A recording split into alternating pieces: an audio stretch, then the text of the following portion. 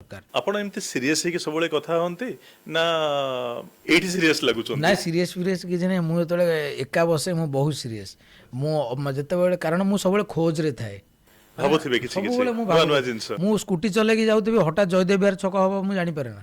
ବିଶ୍ୱାସ କରନ୍ତୁ ମାନେ କେମିତି କ'ଣ ମାନେ ନିଜ ଦୁନିଆରେ ନିଜେ ବଢିକି ହଁ ଥିବେ ମୁଁ ଗୋଟେ ଅଲଗା ଗୋଟେ କଥା ଦୁନିଆରେ। ଭାବିଲି ମୋର ଚାଲିଲା ଆଉ ମୁଁ ସିନ୍ ଗୁରା ଭାବି ଯାଉଥିଲି। ପ୍ରଜ୍ଞା ଆପଣଙ୍କ ବିରୁଦ୍ଧରେ ଗୋଟେ ଛୋଟ ଅଭିଯୋଗ ଆସେ ଯେ ସୁଟିଂ ସେଟ୍ରେ ଯୋଉ ଟାଇମ ଦେଇଥାନ୍ତି ସେ ଟାଇମରେ ଆପଣ ହଠାତ୍ ପହଞ୍ଚି ପାରନ୍ତିନି। ଏ ଭୁଲା ମନ ଲାଗି ନା ଆଉ କିଛି ପାଇଁ? ଭୁଲା ମନ କିଛି ନୁହଁ। ମୋର କାମ ତାପରକୁ ଥାଏ କ'ଣ ମୋର ବେଶୀ କାମ ନାହିଁ। ଆକ୍ଚୁଆଲି ଆମ ସୁଟିଂ କାମ ମୋର କମ୍ ଥାଏ, ବାହ୍ୟ କାମ ମୋର ଅଧିକା ଥାଏ।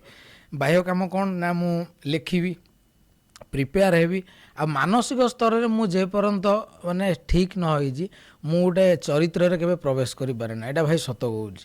କାହିଁକି କେଜାଣି ସେଇଟା ତ ମୁଁ ପ୍ରଥମେ କ୍ଷମା ମାଗିବି ଯେ ପର୍ଟିକୁଲାର ଟାଇମ୍ରେ ମୋର ପହଞ୍ଚିବା ଆବଶ୍ୟକ, ଏଇଟା ମୋର ଭୁଲ, ତାକୁ ସଂଶୋଧନ କରିବା ଉଚିତ। କିନ୍ତୁ ସମୟ ମୋତେ କରେଇ ନିଏ ଯେ ଆଉ ତାପରେ ଏବେ ତ ମ୍ୟାରେଜ୍ ହେଇଗଲା ତେଣୁ ଆଉ ଟିକେ ଦାୟିତ୍ୱ ଦି ହାତ ବଢ଼ିଗଲା।